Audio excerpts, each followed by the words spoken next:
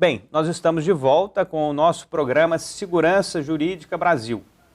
Nesse momento, aqui no canal Viver Brasil, com o objetivo de falar um pouco, de esclarecer algumas das partes que compõem aí a nova história do futebol brasileiro com a chegada da chamada SAF, que, em resumo, é a legislação que agrupa aí as principais regras, os principais caminhos do futebol no Brasil. O doutor Maurício, ele estava falando ali agora, no bloco anterior, ele citou a importância que foi o Brasil trabalhar uma lei específica para o futebol, ao invés de ser uma lei para os esportes de maneira geral. O que você enxerga, meu caro doutor Maurício, que isso trouxe de benefício, especificamente para o futebol, em comparação com os outros esportes, e o que os outros esportes podem enxergar na SAF do futebol como caminhos positivos a se seguir? Perfeito, Gustavo.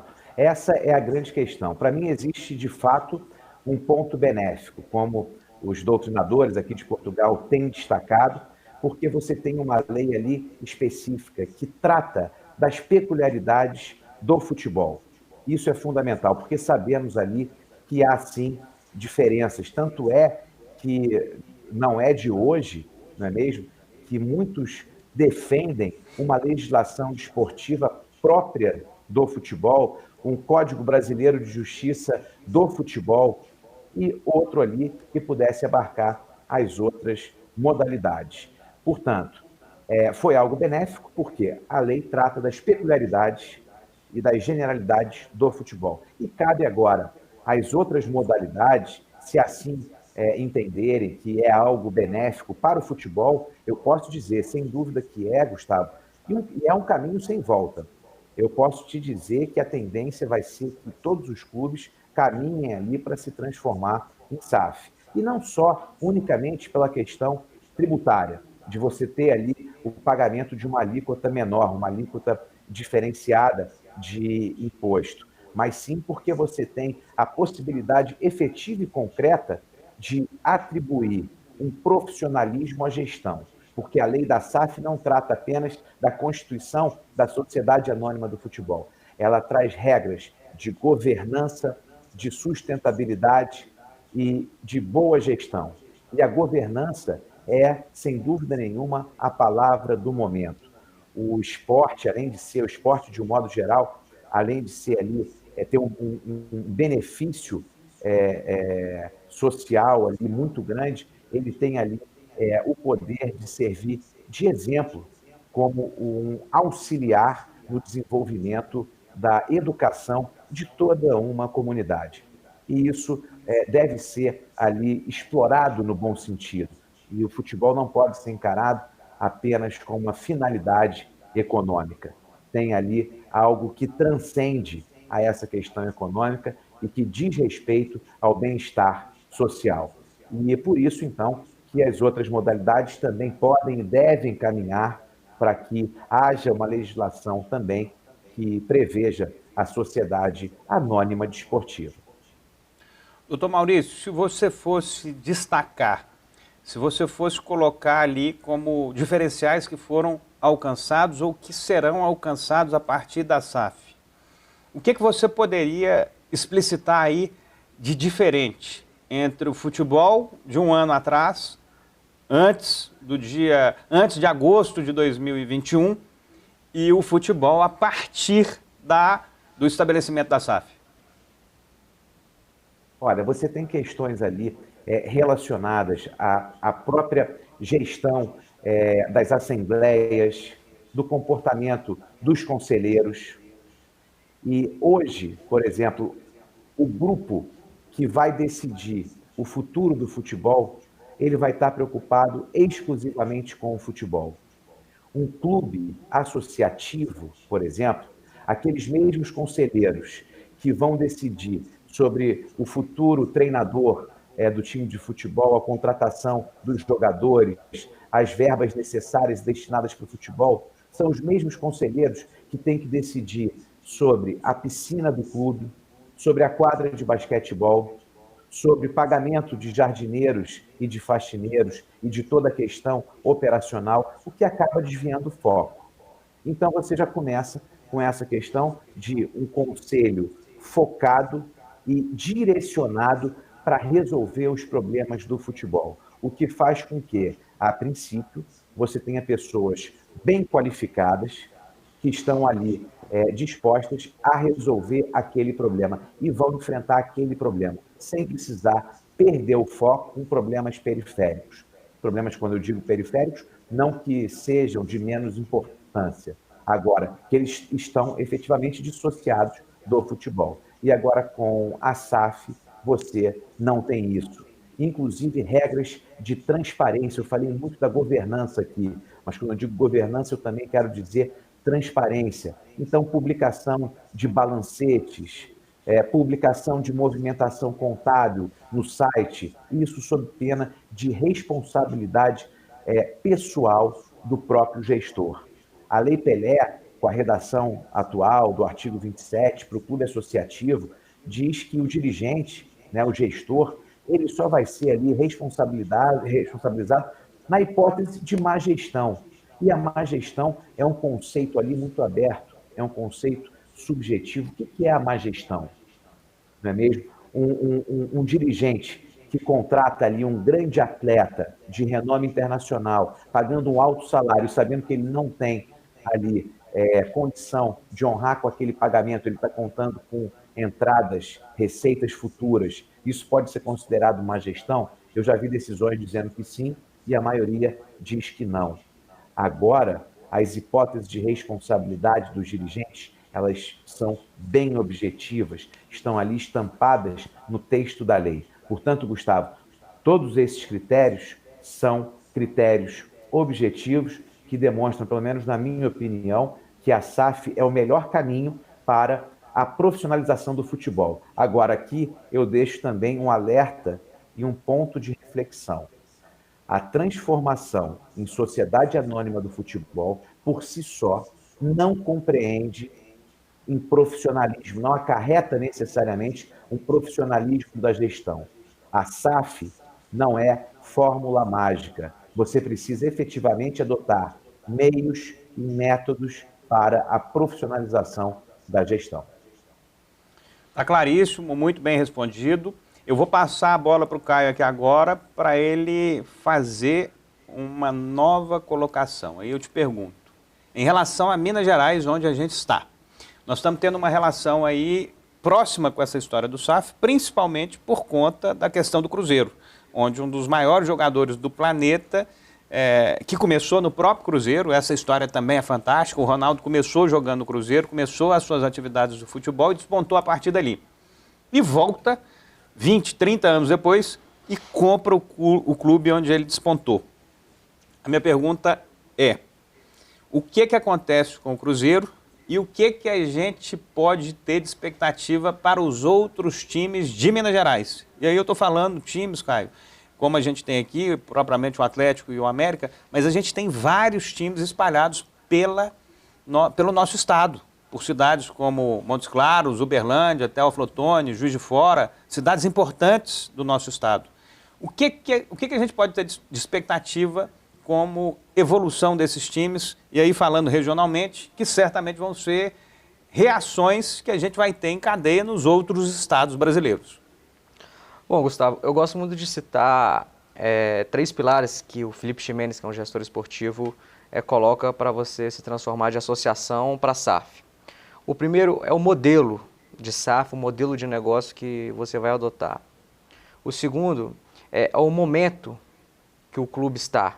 E o terceiro é a escolha do investidor. Então, vamos falar primeiro do Cruzeiro, certo? O momento, que é um pilar. O Cruzeiro, diferentemente de outros clubes que estão um pouco mais organizados, o caso do Palmeiras, o caso do Flamengo, a SAF não era a melhor alternativa, era a única alternativa. O Cruzeiro não tinha fluxo de caixa, o Cruzeiro caía R$1 na conta, a penhora era imediata, um processo de dívida absurdo, tanto trabalhistas, dívidas fiscais e dívidas na FIFA, que são dívidas que não podem entrar em eventual recuperação judicial ou regime centralizado de execuções. Então, o Cruzeiro, a operação do Cruzeiro estava comprometida, então era o momento do clube. O modelo, né, que o Cruzeiro escolheu, no caso, o Cruzeiro cedeu 90% da SAF, vendeu ao Ronaldo, que é o controle majoritário ali da operação. Então, é uma escolha que o Cruzeiro fez do modelo já envolvendo o parceiro, né? Então, o Cruzeiro, além de um investidor, né, de um empresário, de um gestor renomado, ele fez essa escolha por quê? Porque o Ronaldo, além disso, ele vive da imagem dele. Ele vive também da questão emocional, o vínculo afetivo que ele tem relacionado ao Cruzeiro, certo? Então, são esses 3 pilares que acho que o Cruzeiro utilizou para fazer a sua escolha, que precisam nortear os outros clubes também. Quais são os pilares? O modelo que você vai escolher, o momento que o clube está e a escolha do investidor. São essas 3 perguntas que devem ser respondidas. E aí, acho que a gente fez o case do Cruzeiro, podemos dizer assim, e é isso que os outros clubes também vão ter que adotar, seja um clube de menor porte ou de maior porte. E entra um pouco naquilo que a gente estava conversando antes de entrar no ar, certo? Às vezes um determinado clube do interior, por exemplo, temos informações que o Uberlândia, né, é um clube que vai se tornar SAF, ele não necessariamente precisa ter a pretensão de ser o melhor clube do Brasil, né, de ganhar todos os campeonatos, mas ele pode ter uma pretensão de ser um clube formador, por exemplo, viver das vendas daqueles jogadores. Então aí é um modelo um pouco diferente, aí você tem que buscar um modelo junto com o investidor. Será que esse investidor vai ter o controle máximo? Será que esse investidor tem experiência ali, por exemplo, na organização de um departamento de formação, na captação de atletas, de metodologia? Isso tudo vai ser envolvido. Para finalizar, um outro modelo diferente também que a gente tem aqui em Minas, por exemplo, o América. O América já se tornou SAF e o que ele tem comunicado para o mercado é que ele não quer passar o controle majoritário para o investidor. Então, é um outro modelo e é um outro investidor que você vai ter que colocar no clube para fazer uma cogestão, ou seja, a associação ainda vai ter o controle da SAF, entendeu? Podemos dizer assim. Então, são esses 3 pilares, né? A gente fez um balanço aí do Cruzeiro, do América e outros clubes, que a gente vai ter que entender qual que é o objetivo final dele com essa transformação. Está claríssimo, Caio. Esse é o primeiro programa que a gente está fazendo do Segurança Jurídica Brasil sobre a SAF. Nós vamos fazer outros 3 programas aumentando e aprofundando sobre o tema, mas eu vou chegar aí nessas últimas falas nossas perguntando ao Dr. Maurício o que ele entende em relação a este novo momento no sentido: a SAF poderá garantir o profissionalismo do futebol daqui para frente?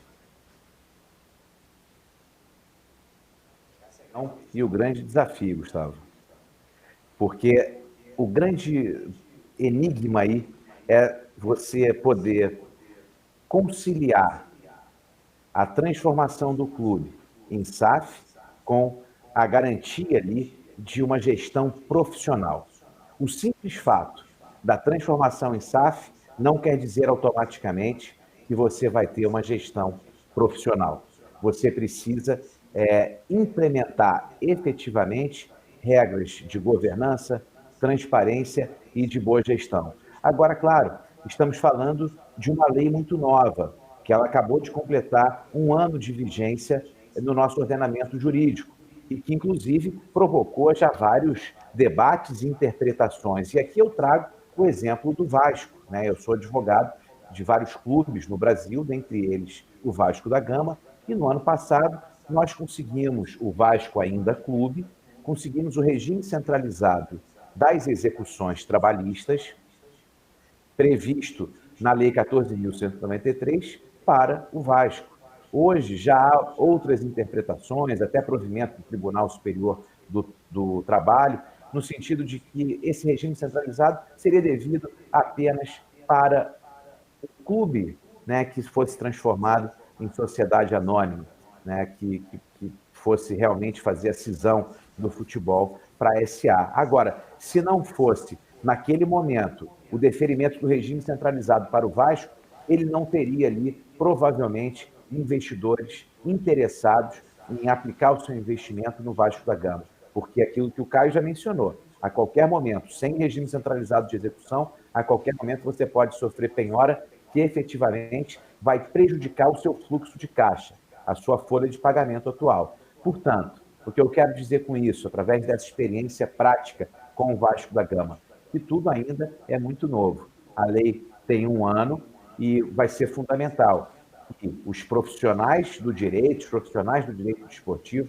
tenham bastante atenção e sempre criatividade, não é mesmo, para poder ali interpretar a lei a fim de que ela efetivamente cumpra o seu objetivo. Doutor Maurício, está claro, a expectativa, então, ela é positiva em relação a todos os olhares a partir da chegada da SAF.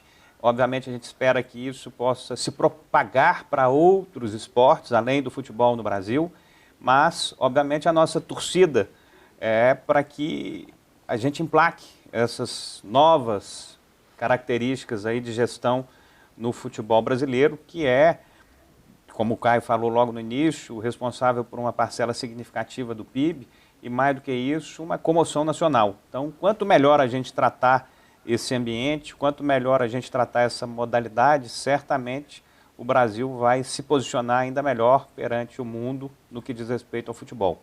Queria agradecer ao meu caro Caio por estar aqui conosco falando um pouco sobre esse tema. Certamente o Caio vai estar em outros momentos falando mais sobre essa questão do futebol também. E queria agradecer, obviamente, ao Dr. Maurício pelo tempo que ele cedeu para a gente, diretamente de Lisboa, Portugal. É Lisboa, perdão? Lisboa, isso. De Lisboa. Eu não conheço aí ainda, mas meu pai é um dos maiores fãs dessa história aí de Portugal, um lugar lindo, bacana e que tem acolhido muitos brasileiros. Parece que tem mais de 500 mil brasileiros aí nesses últimos tempos e você é um dos sortudos que está curtindo aí, que está aproveitando desse país incrível.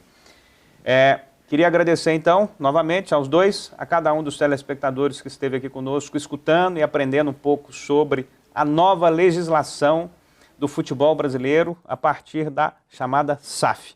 Queria agradecer a cada um de vocês, telespectadores, que acompanharam o nosso programa, registrar que a gente volta com um novo capítulo nesses próximos dias, falando também sobre a questão do futebol, a evolução da gestão do futebol a partir da SAF. Muito obrigado, doutor Maurício, muito obrigado, meu caro Caio, e vamos ao próximo programa Segurança Jurídica Brasil.